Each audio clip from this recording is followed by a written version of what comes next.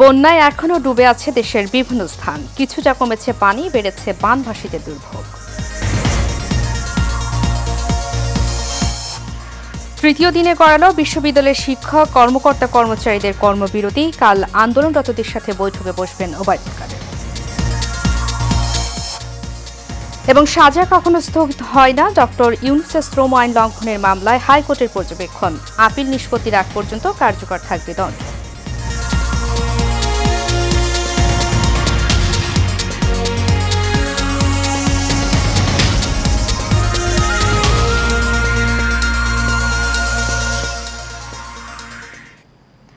স্বাগত এশিয়ান নিউজে। আপনাদের সাথে আছি আমি উর্মি আক্তার। এতক্ষণ শুনছিলেন বিআরবি কেবল ইন্ডাস্ট্রিজ লিমিটেড সংবাদ শিরোনাম। এবারে চলে যাব পুরো খবরে। অতিবৃষ্টি ও উজানের ঢলে দেশের উত্তর পূর্বাঞ্চল এখনও পানিতে ডুবে আছে, তবে কিছুটা কমতে শুরু করেছে পানি। তবে পানি কমলেও বাড়তে শুরু করেছে বানভাসীদের দুর্ভোগ। সিলেটে তৃতীয় দফায় বন্যায় ফের প্লাবিত হয়েছে জেলার বিভিন্ন গ্রাম। এছাড়া সুনামগঞ্জ, মৌলভীবাজার, নেত্রকোনা ও শেরপুরের নিম্নাঞ্চল প্লাবিত হয়েছে। প্রতিনিধিদের পাঠ্য তথ্য ছবিতে বিস্তারিত জানাচ্ছেন শেখ ফাহিম। দেশের উত্তর পূর্বাঞ্চলে অতিবৃষ্টি ও উজানের ঢলে বন্যাপ্রবণ প্রধান প্রধান নদ নদীর পানি বাড়ছে। সারা দেশে ধেয়ে আসছে বন্যা। ইতিমধ্যে 5 নদীর পানি বিপদসীমার উপর দিয়ে বইছে বলে জানিয়েছে বাংলাদেশ পানি উন্নয়ন বোর্ড। এদিকে সিলেটে তৃতীয় দফার বন্যায় ফের প্লাবিত হয়েছে জেলার 97টি ইউনিয়নের 1176 গ্রাম। অন্যদিকে ব্রহ্মপুত্র ও ধরলার পানি বৃদ্ধি পেয়ে বিপদসীমার ওপর দিয়ে বইছে। কুড়িগ্রামেও বন্যা পরিস্থিতির অবনতি হয়েছে। শেরপুরের ঝিনাইগাতির মহারশী নদীর পানি বিপদসীমার উপর দিয়ে প্রবাহিত হচ্ছে। কয়েক স্থানে বাঁধ ভেঙে কমপক্ষে 30 গ্রাম পানিবন্দী হয়ে পড়েছে। ঢলের পানি প্রবেশ করেছে উপজেলা শহরের প্রধান বাজার সহ বিভিন্ন অফিস ও বাড়িঘরে। এতে বিপাকে পড়েছে সাধারণ মানুষ। নদীর পাড়ে যে রাস্তাটা আছে এখানেও একটু বৃষ্টি দিলে জলবদ্ধতার সৃষ্টি হয়। শহরের অন্যান্য অঞ্চলে পানি নামিয়ে গেলেও এখানকার পানি নামে না। ঘরের মধ্যে পানি, দোকানের মধ্যে পানি, আমরা করতে কি বাড়িতে পারি না। এই যে বাজারে আইসি, বাজার থেকে যদি আমরা নৌকা চালা যাওয়ার কোনো ব্যবস্থা নাই। অপরদিকে সেতু পয়েন্টে ধরলার পানি, পাটেশ্বরী পয়েন্টে দুধকুমারের পানি ও কাউনিয়া পয়েন্টে তিস্তার পানি বৃদ্ধি পেলেও তা এখনও বিপদসীমা অতিক্রম করেনি। Sheikh Fahim, Asian television. ভারী বৃষ্টি আর পাহাড়ি ঢলে কুড়িগ্রামে সবকটি নদ নদীর পানি বৃদ্ধির পাশাপাশি তলিয়ে গেছে রাজীবপুর উপজেলার বর্ডার হাট। কিছুক্ষণ আগে সেখানকার সর্বশেষ তথ্য জানিয়েছেন সহকর্মী মুরাদুল ইসলাম মুরাদ। দ্বিতীয় বন্যায় কিন্তু কুড়িগ্রামের কিন্তু সকল নদীতে কিন্তু পানি বৃদ্ধি পেয়েছে। এই বৃদ্ধির কারণে কিন্তু সাধারণ যারা কৃষক, যারা মানে গবাদি পশু পালন আছে, তারা কিন্তু অত্যন্ত কষ্টে জীবনযাপন করছে। আমি যে মুহূর্তে দাঁড়িয়ে কথা বলছি সেটি কিন্তু আন্তর্জাতিক একটি বর্ডার হাট, রাজীবপুর এবং বালিয়ামারি বর্ডার হাট। এই বর্ডার হাটটি কিন্তু সপ্তাহে 2 দিন কিন্তু চালু হয়। আজকে কিন্তু হাটটি চালু কথা ছিল, কিন্তু বিজিবির কাছে সংবাদ পেয়ে জানতে পারলাম যে আজকে পানি বৃদ্ধির কারণে কিন্তু হাটটি বন্ধ হয়েছে। এই হাটে কিন্তু প্রায় 1 থেকে 1,500 মানুষের কিন্তু কর্মসংস্থান রয়েছে। আজকে হাট বন্ধ থাকার কারণে কিন্তু যারা কর্মসংস্থান করতো তারা কিন্তু খুব কষ্টে জীবনযাপন করছে। আরেকটা দিকে আপনাকে যদি জানিয়ে রাখি, এই হাটের চতুর্দিকে কিন্তু দেখেন এই যে থই থই করছে, প্রায় 5 ফিট পানির নিচে কিন্তু এই বর্ডার হাটটি আছে। সর্বোপরি কিন্তু পানি বৃদ্ধির কারণে কিন্তু রৌমারী, রাজীবপুরের মানুষ কিন্তু কষ্টে জীবনযাপন করছে। এই ছিল আমার কাছে সর্বশেষ বন্যার পরিস্থিতি নিয়ে কুড়িগ্রামের আপডেট। সর্বজনীন পেনশন স্কিম বাতিলের দাবিতে আন্দোলনরত পাবলিক বিশ্ববিদ্যালয়ের শিক্ষকদের সঙ্গে বৃহস্পতিবার বৈঠকে বসবেন আওয়ামী লীগের সাধারণ সম্পাদক ও সেতুমন্ত্রী ওবায়দুল কাদের এবং শিক্ষামন্ত্রী মহিবুল হাসান চৌধুরী নওফেল। ঢাকা বিশ্ববিদ্যালয়ের শিক্ষক সমিতির সভাপতি অধ্যাপক ডক্টর নিজামুল হক ভূঁইয়া গণমাধ্যমকে বিষয়টি নিশ্চিত করেন। তবে আলোচনার কথা বললেও এখনও সর্বাত্মক আন্দোলন চালিয়ে যাচ্ছে বিশ্ববিদ্যালয়ের শিক্ষক, কর্মকর্তা কর্মচারীরা। এই চিত্র রিপোর্ট। সর্বজনীন পেনশনের প্রত্যয় স্কিম বাতিলের দাবিতে শিক্ষক ও কর্মকর্তা কর্মচারীদের সর্বাত্মক আন্দোলন চলছে।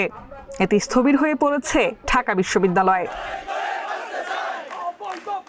বিশ্ববিদ্যালয়ের প্রশাসনিক ভবনের সামনে অবস্থান কর্মসূচি ও বিক্ষোভ পালন করছে কর্মকর্তা কর্মচারী ঐক্য পরিষদের নেতাকর্মীরা। আমরা এত বছর চাকরি করে আমরা খালি হাতে চলে যাব, এটা তো হতে পারে না। এই আন্দোলন অব্যাহত থাকবে। আমাদের দাবি না পূর্ণ হওয়া পর্যন্ত আমরা কর্মে ফিরে যাব না। আমরা যতক্ষণ না পর্যন্ত গভর্নমেন্ট থেকে এটা মেনে না নিচ্ছে আমরা এই আন্দোলনে আছি। এদিকে দাবি আদায়ের লক্ষ্যে কলা ভবনের সামনে অবস্থান নেন বাংলাদেশ বিশ্ববিদ্যালয় শিক্ষক সমিতি ফেডারেশন ও ঢাকা বিশ্ববিদ্যালয় শিক্ষক সমিতির নেতারা। এ সময় শিক্ষক সমিতির সভাপতি ডক্টর মোহাম্মদ নিজামুল হক জানান, সেতুমন্ত্রী ওবায়দুল কাদের শিক্ষক নেতাদের সঙ্গে আলোচনায় বসবে। সেখানে দাবি না মানলে আন্দোলন চলমান থাকবে। তো আমরা আশাবাদী কাল সকালবেলায় আমরা ওনার সাথে আলোচনায় বসবো এবং আমাদের যে ন্যায্য দাবিগুলো যেগুলো নিয়ে আমরা এতদিন আন্দোলন করে যাচ্ছি, যেমন আমাদের প্রত্যেক স্কিম প্রত্যাহার করতে হবে, স্বতন্ত্র বেতন স্কেল শিক্ষকদেরকে আনতে হবে, আর আমাদের যে সম্মানের জায়গাটা সুপারগেট, সে সুপারগেট দিতে হবে। যদি আমাদের দাবি মানা হয় আমরা কালকেই আন্দোলন প্রত্যাহার করে আমরা আবার ক্লাসে ফেরত। কর্মবিরতির কারণে পরীক্ষা গ্রহণ সহ সব কার্যক্রম বন্ধ হয়ে যাওয়ায় চরম ভোগান্তিতে পড়েছে শিক্ষার্থীরা। অবিলম্বে কর্মবিরতি প্রত্যাহারের দাবি তাদের। H A Mitu, Asian television, Dhaka. শ্রম আইন লঙ্ঘনের অভিযোগে দায়ের করা মামলায় ডক্টর ইউনূসের 6 মাসের সাজা শ্রম আপিল ট্রাইব্যুনালে স্থগিতের আদেশ বাতিলের রায় প্রকাশ করেছে হাইকোর্ট। রায় বলা হয়, সাজা কখনো স্থগিত হয় না। বিচারপতি মোহাম্মদ নজরুল ইসলাম তালুকদার ও বিচারপতি কাজী ইবাদত হোসেনের হাইকোর্ট বেঞ্চ 50 পৃষ্ঠার এই রায় প্রকাশ করেছেন। এতে আরও বলা হয়, আপিল নিষ্পত্তি না হওয়া পর্যন্ত ডক্টর মোহাম্মদ ইউনূস সহ 4 জনের দণ্ড কার্যকর থাকবে, কারণ আপিল বিচারাধীন থাকা অবস্থায় দণ্ড স্থগিতের কোনো বিধান নেই। এটা কেবল আপিল নিষ্পত্তি করে বাতিল, বহাল বা সংশোধন হতে পারে। এর আগে গত 18 মার্চ শ্রম আইন লঙ্ঘনের অভিযোগে দায়ের করা মামলায় ডক্টর ইউনূসের 6 মাসের সাজা ও দণ্ড শ্রম আপিল ট্রাইব্যুনালের স্থগিতের আদেশ বাতিল করেন হাইকোর্ট। ফলে ডক্টর ইউনূসের 6 মাসের সাজা চলমান থাকবে বলে রায় দেন আদালত।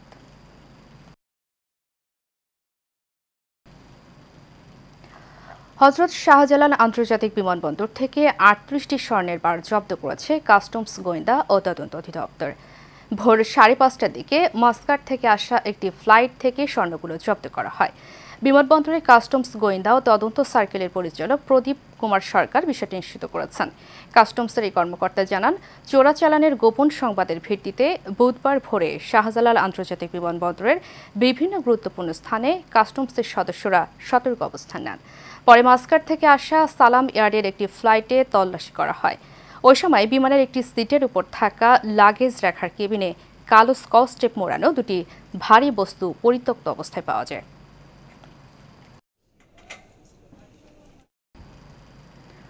রূপায়ণ গ্রুপের উদ্যোগে সিলেটের দক্ষিণ সুরমায় 2500 বন্যার্ত পরিবারের মধ্যে খাদ্য সামগ্রী বিতরণ করা হয়েছে। রূপায়ণ ওয়েলফেয়ার ট্রাস্টের মাধ্যমে দুর্গত এলাকায় মানুষের দুর্ভোগ লাঘবে এই উদ্যোগ নেওয়া হয়েছে এবং তা চলমান থাকবে বলে জানিয়েছেন সংশ্লিষ্টরা। বুলবুল সেলিমের তথ্যছবিতে আরও জানাচ্ছেন রাশেদ আকন। কদিন আগের বন্যার ক্ষত এখনও শুকায়নি।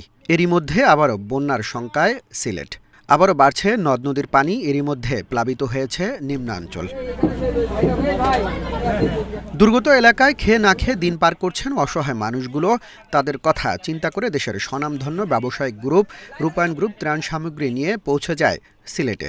রূপায়ণ ওয়েলফেয়ার ট্রাস্টের মাধ্যমে খাদ্য সামগ্রী বিতরণ করা হয় দুর্গত এলাকার 2500 পরিবারের মাঝে। অসহায় মানুষের দুর্ভোগ লাঘবে এই উদ্যোগ নেওয়া হয়েছে বলে জানান সংশ্লিষ্টরা। এই আয়োজনটা আমাদের সব সময় ছিল, অব্যাহত থাকবে এটা। আর এখানে যারা এসছেন আমাদেরকে আমরা এই দেওয়াটা একদম শেষ না হওয়া পর্যন্ত অব্যাহত থাকবে এবং অন্যান্য যে সমস্ত জায়গার মধ্যে খুব মেসিভ বন্যা হয়েছে সিটি কর্পোরেশনের ভিতরে, সেখানে আমরা এই সাহায্যটা পাঠানোর ব্যবস্থা করব ইনশাআল্লাহ। এ সময় উপস্থিত ছিলেন রূপায়ণ গ্রুপের deputy manager Amjad Hossain, project manager Enamul Haque সহ অনেকে। Rashed Akon, Asian television.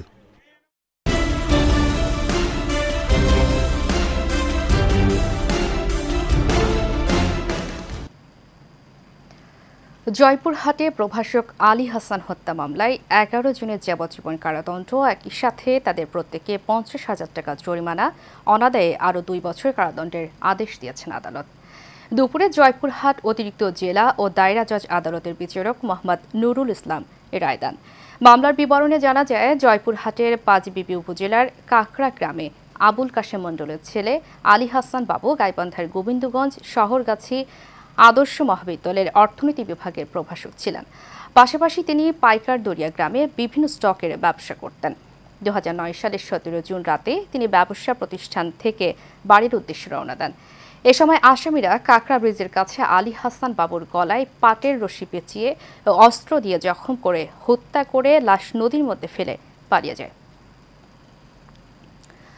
কক্সবাজারের উখিয়ায় রোহিঙ্গা ক্যাম্পে পৃথক পাহাড় ধসে 2 জনের মৃত্যু হয়েছে। ভোররাতে উখিয়ার 8 ও 11 নম্বর রোহিঙ্গা ক্যাম্পে এই ঘটনা ঘটে। মৃত 2 জন হলেন মোহাম্মদ সিফাত ও 8 ইস্টের বালুখালী জুমের ছড়ার আনোয়ার ইসলাম। উখিয়া থানা পুলিশের ভারপ্রাপ্ত কর্মকর্তা শামীম হোসেন বলেন, উখিয়া 11 এবং 8 নম্বর রোহিঙ্গা ক্যাম্পে পাহাড় ধসের ঘটনা ঘটেছে। এই ঘটনায় স্থানীয় এক শিশু ও এক রোহিঙ্গা যুবকের মৃত্যু হয়েছে। তাদের মরদেহ উদ্ধার করা হয়েছে। টানা কয়েকদিনের ভারী বৃষ্টিতে উখিয়া রোহিঙ্গা ক্যাম্প সহ বিভিন্ন এলাকায় নিম্নাঞ্চল প্লাবিত হয়েছে। এতে অনেক পরিবার পানিবন্দী হয়ে পড়েছে।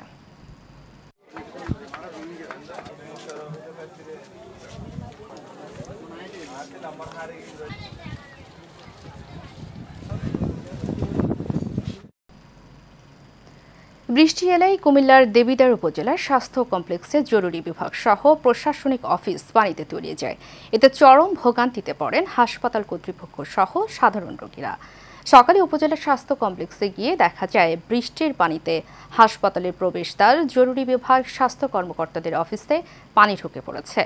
দেবিদ্বার উপজেলা স্বাস্থ্য কমপ্লেক্সের স্বাস্থ্য ও পরিবার পরিকল্পনা কর্মকর্তা মোহাম্মদ ডাক্তার আলী এহসান বলেন, বৃষ্টি এলেই হসপিটাল তলিয়ে যায়, জলবদ্ধতা সৃষ্টি হয়। এ কারণে চিকিৎসা সেবা দিতে এসে চরম ভোগান্তিতে পড়তে হয় রোগীদের। ব্যাহত হয় চিকিৎসা সেবা সহ হাসপাতালের কার্যক্রম। জলবদ্ধতা নিরসনে মেয়রের কাছে একাধিক আবেদন করা হলেও কোনো পদক্ষেপ নেওয়া হয়নি বলেও জানান তিনি। মেহেরপুরে সড়ক দুর্ঘটনায় ওহিদুল ইসলাম নামে এক কলেজের প্রভাষকের মৃত্যু হয়েছে। মঙ্গলবার রাত 9টার দিকে মেহেরপুর শহরের TNT সড়কে এই দুর্ঘটনা ঘটে। নিহত ওহিদুল ইসলাম মেহেরপুর পৌর এলাকার ঈদগাহ পাড়ার মৃত জহুর আলীর ছেলে ও মুজিবনগর সরকারি ডিগ্রি কলেজের রসায়ন বিভাগের প্রভাষক। মেহেরপুর সদর থানার ভারপ্রাপ্ত কর্মকর্তা শেখ কনিমিয়া জানান, রাস্তা পার হওয়ার সময় এই সড়ক দুর্ঘটনার ঘটনা ঘটে। পথচারীরা উদ্ধার করে তাকে মেহেরপুর জেনারেল হাসপাতালে নিয়ে গেলে চিকিৎসাধীন অবস্থায় তার মৃত্যু হয়। গাইবান্ধায় বাস মোটরসাইকেল সংঘর্ষে নাফিজ শাহরিয়ার আকাশ নামে এক যুবকের মৃত্যু হয়েছে। এ ঘটনায় আহত হয়েছেন অন্তত 20 জন।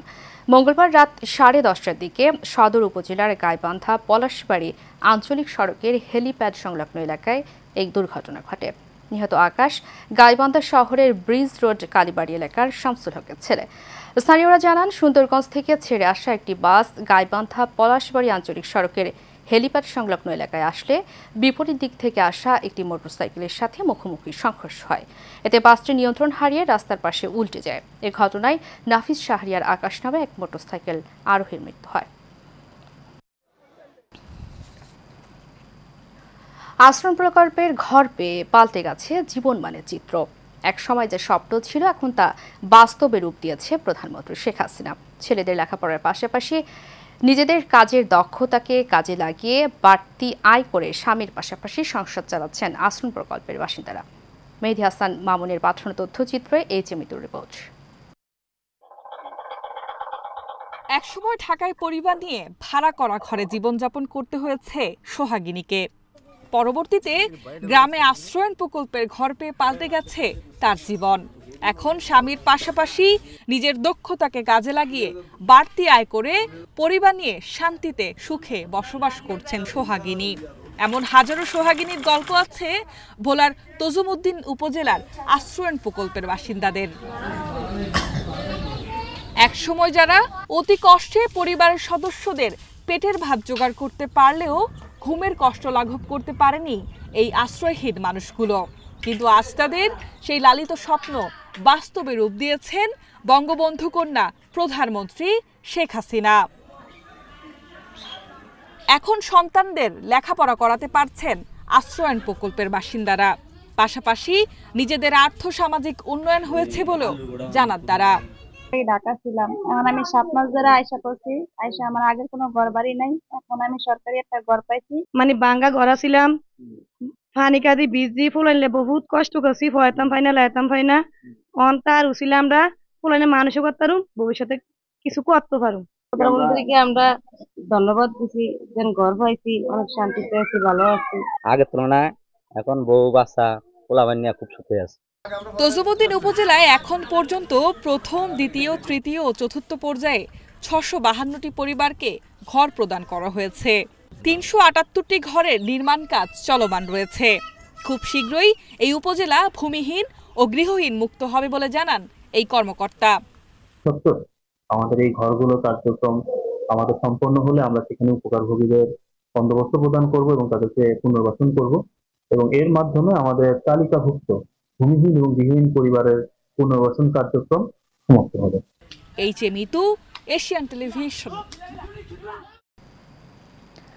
ঝালকাঠির রাজাপুরে নবনির্বাচিত উপজেলা চেয়ারম্যানদের প্রথম সভা অনুষ্ঠিত হয়েছে। নবনির্বাচিত উপজেলা পরিষদ চেয়ারম্যান মিলন আহমেদ বাচ্চুর প্রথম আনুষ্ঠানিক সভা জনসমুদ্রে পরিণত হয়। বেলা 11টায় উপজেলা প্রশাসনের আয়োজনে প্রথম উপজেলা উন্নয়ন ও সমন্বয় বিষয়ক মাসিক সভা শুরু হওয়ার আগে হাজার হাজার মানুষ নবনির্বাচিত উপজেলা চেয়ারম্যান মিলন মাহমুদ বাচ্চুকে সংবর্ধনা জানায়। ভারপ্রাপ্ত উপজেলা নির্বাহী কর্মকর্তা হাসান মোহাম্মদ শোয়েব, সিনিয়র সহকারী পুলিশ সুপার মাসুদ রানা, নবনির্বাচিত ভাইস চেয়ারম্যান আবদুল্লাহ আল হাসান বাপ্পি মৃধা ও মহিলা ভাইস চেয়ারম্যান নাসরিন আক্তার সহ অন্যরা উপস্থিত ছিলেন। এবারে আন্তর্জাতিক প্রসঙ্গ।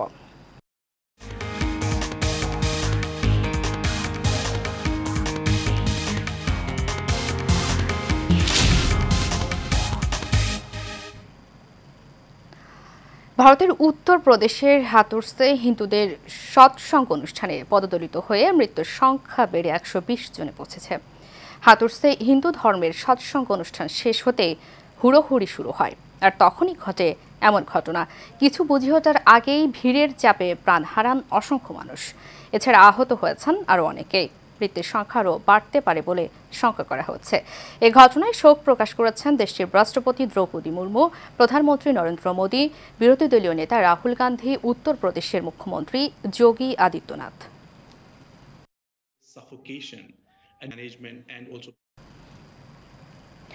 ফিলিস্তিনের অবরুদ্ধ গাজা উপত্যকায় পূর্ণ যুদ্ধবিরতি হলে ইসরায়েলের সঙ্গে লড়াই বন্ধ করে দেবে লেবাননের প্রতিরোধ যোদ্ধা দল হিজবুল্লাহ। গতকাল ইরানপন্থী এই গোষ্ঠীটির উপপ্রধান শেখ নাইম কাশেম এই ঘোষণা দেন। লেবাননের রাজধানী বৈরুতের দক্ষিণ শহরতলিতে হিজবুল্লাহর রাজনৈতিক কার্যালয়ে মার্কিন বার্তা সংস্থা অ্যাসোসিয়েটেড প্রেসকে সাক্ষাৎকার দেন Sheikh Naim Kashem.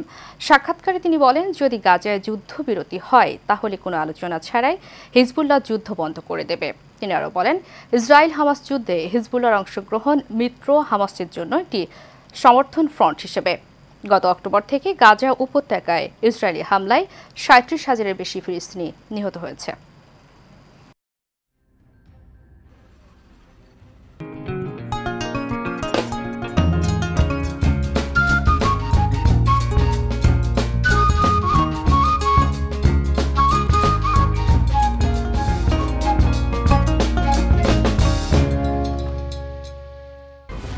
Expert B500 CWR স্বাধীনতার সুবর্ণ জয়ন্তীতে নতুন বাংলাদেশ গড়ার প্রত্যয়।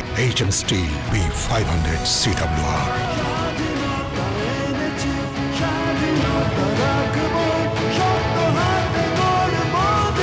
HM steel. ডেঙ্গু ও চিকুনগুনিয়া রোধে সম্মিলিতভাবে ঐক্যবদ্ধ হয়ে প্রতিরোধ গড়ে তুলতে হবে বলে জানিয়েছেন চট্টগ্রাম সিটি কর্পোরেশনের মেয়র মোহাম্মদ রেজাউল করিম চৌধুরী। সিটি কর্পোরেশনের কনফারেন্স রুমে সিটি কর্পোরেশনের উদ্যোগে এক মতবিনিময় সভায় প্রধান অতিথির বক্তব্যে তিনি কথা বলেন। চসিক প্রধান পরিচ্ছন্ন কর্মকর্তা কমান্ডার লতিফুল হক কাজমির সভাপতিত্বে আরও বক্তব্য রাখেন চট্টগ্রাম মেডিকেল কলেজ হাসপাতালের director brigadier general Taslim, Fauzdarhat BITID পরিচালক ডাক্তার মোহাম্মদ শাখাওয়াতুল্লাহ, চট্টগ্রাম মেডিকেল বিশ্ববিদ্যালয়ের ভারপ্রাপ্ত রেজিস্ট্রার ডাক্তার হোসাইন সারওয়ার সহ অনেকে। শেষ করব এশিয়া নিউজ, তার আগে বিআরবি কেবল ইন্ডাস্ট্রিজ লিমিটেড সংবাদ শিরোনামগুলো জানাবো আরও একবার।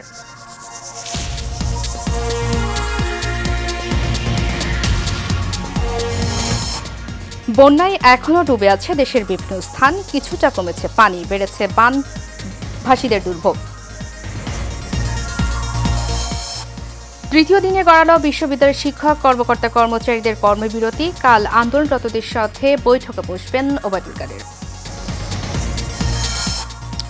এবং সাজা কখনো স্থগিত হয় না, ডক্টর ইউনূসের শ্রম আইন লঙ্ঘনের মামলায় হাইকোর্টের পর্যবেক্ষণ। আপিল নিষ্পত্তির আগ পর্যন্ত কার্যকর থাকবে দণ্ড।